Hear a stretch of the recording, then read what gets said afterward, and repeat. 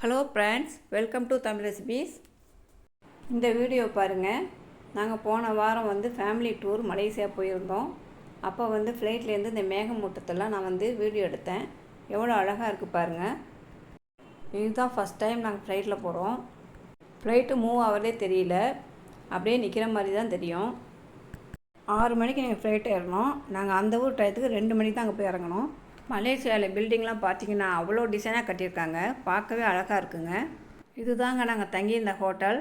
ரூமெல்லாம் நல்லா சூப்பராக க்ளீனாக இருந்துச்சு. மலேசியாவில் ஃபேமஸான முருகர் கோவில் பத்துமலை கேவ்ஸ். இந்த சிலையோட உயரம் 142 அடி. இந்த சிலை மலையோட அடிவாரத்திலே கீழேயே இருக்குது. முருகர் கோவில் மலை மேலே இருக்குது. நம்ம படியேறி தான் மேலே போனோம். மேலே போய் பார்த்தோம். அங்கே வள்ளி தெய்வானோட முருகர் காட்சி தருகிறார். சின்ன கோயிலாக தான் இருக்குது.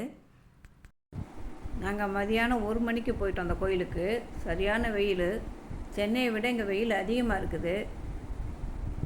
படி ஏறி மேலே போனால் தான் நம்ம முருகரை பார்க்க முடியுங்க கோயிலை. அதனால் நாங்கள் வெயிலெலாம் பார்க்கல, படி ஏறிட்டோம். கோயில் நடைய சாத்திட்டாங்க. நாங்கள் அங்கேயே இருந்து கோயில் திறந்ததுக்கப்புறம் பார்த்துட்டு சாமியை கும்பிட்டுட்டு தான் வெளியில் வந்தோம். இந்த படிக்கட்டோட எண்ணிக்கை 272. கீழேருந்து பார்க்கையில் ஐயோ எப்படி ஏற போகிறோன்னு இருந்துச்சு. ஆனால் ஒன்றும் தெரியல. ஏற ஆரம்பித்ததும் கடகடன்னு ஏறியாச்சு. கோயிலுக்கு போயிட்டு நம்ம வீட்டுக்கு வரையில் வெறுங்கையோடு வரக்கூடாது. அங்கே ஏதாச்சும் ஒரு சாமி படமோ இல்லை ஒரு கோயில் சின்ன சிலையோ சாமி சிலையோ வாங்கிட்டு வரணும். நான் முருகர் சிலை இதை மாதிரியே ஒரு சிலை இருந்துச்சு. அதை நான் எங்கள் வீட்டுக்கு வாங்கிட்டு வந்திருக்கேன். இன்றைக்கி வெள்ளிக்கிழமை. அதை எடுத்து நம்ம பூஜை அறையில் வைக்கலாம். ஆனால் சும்மா வைக்கக்கூடாது. அதுக்கு ஒரு பொங்கல் வச்சு நெய்வேத்தியம் பண்ணிவிட்டு வைக்கலான்னு ஒரு ஐடியா. இப்போ பொங்கல் வைக்க போகிறோம், வாங்க பார்க்கலாம்.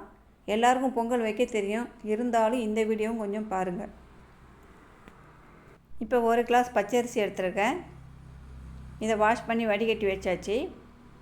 இப்போ இதை குக்கரில் சேர்த்துக்கலாம். 1 கிளாஸ் பச்சரிசிக்கு 4 கிளாஸ் தண்ணி ஊற்றிருக்கேன். இப்போ இதை குக்கரில் வச்சுட்டு இதை அடுப்பில் வச்சிடலாம். 4 விசில் விடணும். இப்போ 1 கிளாஸுக்கு நான் 350 கிராம் வெல்லம் தண்ணியில் போட்டிருக்கேன். அதை நல்லா காய்ச்சிக்கலாம். பாகுப்பதம் தேவையில்லை, சும்மா வெல்லம் கரைஞ்சால் போதும், நம்ம வடிகட்டுறதுக்கு தான். இப்போ 4 விசில் வந்துருச்சு. குக்கரை ஓப்பன் பண்ணி பார்த்துடலாம். நல்லா புது அரிசி தான் போட்டிருக்கேன். நல்லா குழஞ்சிருச்சு. குழஞ்சிருந்தாலும் நம்ம கரண்டியை வச்சு கொஞ்சம் மசிச்சு விடணும். நம்ம வெல்லம் ஊற்றுனதும் அந்த அரிசியெல்லாம் அப்படியே முட்டு முட்டாக முழிச்சிக்கும். அதனால் கரண்டியை வச்சு நல்லா மசிச்சு விட்டுட்டு நம்ம வெல்லத்தை வடிகட்டிக்கலாம். வெல்லம் காய்ச்சறதுக்கு 1/2 கிளாஸ் தண்ணி வச்சுருக்கேன். இப்போ எடுத்து அதை நம்ம வடிகட்டிக்கலாம். நமக்கு இனிப்பு எவ்வளோ தேவையோ அவ்வளவு ஊற்றிக்கிட்டு மீதி இருந்தால் கூட நம்ம வேறு எதுக்காச்சும் பயன்படுத்திக்கலாம்.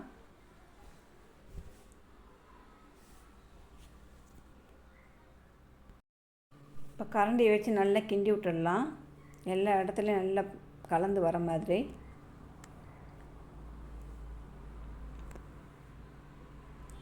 இப்போ இது கூட காய்ச்சின பால் 1/2 கிளாஸ் ஊற்றுறேன் நான் இதில். ஏன்னா சாமிக்கு செய்யலை, பால் கலந்து தான் செய்யணும் நம்ம. அதனால் காய்ச்சின பால் இது 1/2 கிளாஸ் ஊற்றிக்கிறேன் அதில்.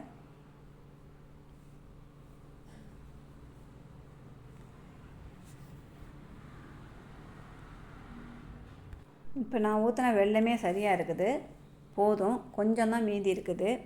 இப்போ நம்ம முந்திரி பருப்பெல்லாம் வறுத்துக்கிறதுக்கு நெய் விட்டுக்கிறேன். இப்போ முந்திரியும் திராட்சையும் போட்டாச்சு. இது நல்லா செவந்ததும் எடுத்து நம்ம பொங்கலில் சேர்த்துக்கலாம். நெய் எப்போதுமே பொங்கலுக்கு கொஞ்சம் தாராளமாக ஊற்றணும். கம்மியாக ஊற்றினோம்னாக்கா அந்த வெல்லம் வாசனை போகாது. நெய் வாசனை ஊற்றினா தான் கொஞ்சம் நல்ல பொங்கல் பிரசாதம் மாதிரி வாசனை அடிக்கும்.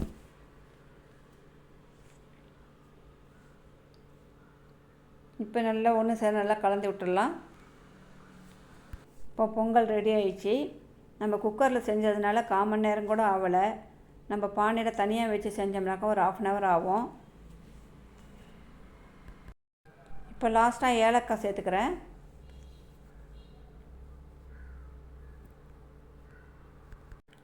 பொங்கல் ரெடி ஆயிடுச்சு. ஸ்டவ் ஆஃப் பண்ணிட்டேன். இப்போ அடுப்பு ஹீட்டிலே ஒரு 5 நிமிஷம் அதிலே இருக்கட்டும். அதுக்குள்ளே நம்ம முருகர் சிலையை பார்த்துட்டு வரலாம். முருகர் சிலையை ஓப்பன் பண்ணிட்டேன்.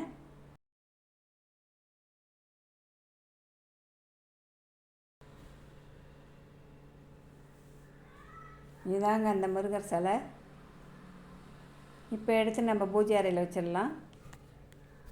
முருகர் சிலை நல்லா வெயிட்டாக இருக்குங்க. மலேசியாவில் இந்த சிலையோட ரேட்டு வந்து 65 வெள்ளிங்க. இதை நம்ம ஊர் ரேட்டுக்கு பார்த்தோம்னாக்கா 1000 ரூபாய் தாண்டுது. இப்போ முருகர் சிலையை எடுத்து பூஜையில் வச்சுட்டேன். பூஜை பண்ணிடலாம். நாங்கள் முருகர் கோயிலுக்கு போன அன்னைக்கு கிருத்திகைன்னு எங்களுக்கே தெரியாது. கரெக்டாக கிருத்திகை அன்னைக்கு நாங்கள் முருகர் கோயிலுக்கு போயிருக்கோம். இப்போ பொங்கல் எடுத்துகிட்டு வந்து வச்சிடலாம். இந்த முருகர் சிலையை பார்த்தாலும் மலேசியாவில் நிற்கிற முருகர் சிலை மாதிரியே தான் இருக்குது. நல்லா செஞ்சுருக்காங்க. பிரசாதம் பொங்கலும் கொண்டாந்து வச்சுட்டேன். பொங்கல் வைக்கும்போதே மேலேருந்து பூ விழுவுது. முருகர் ஆசீர்வாதம் பண்ணுறாரு.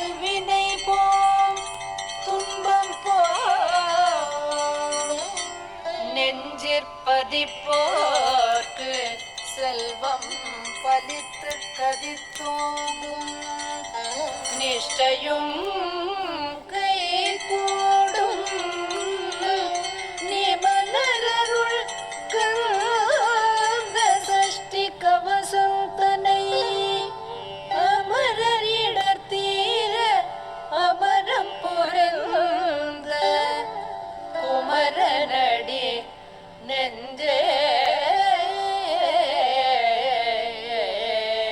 குறி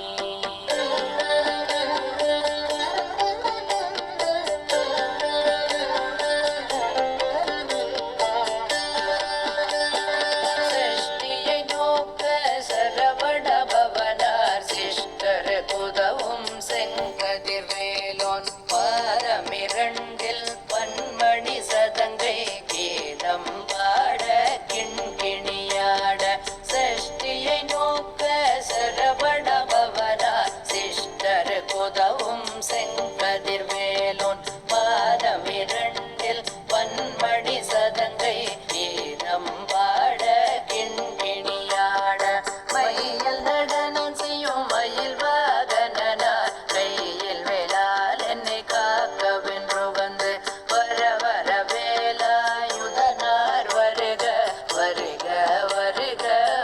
பத்துமலை முருகர் வீடியோ பார்த்த எல்லோருக்கும் நன்றி. அப்படியே லைக் பண்ணுங்கள், ஷேர் பண்ணுங்கள், சப்ஸ்கிரைப் பண்ணுங்கள். தேங்க்யூ.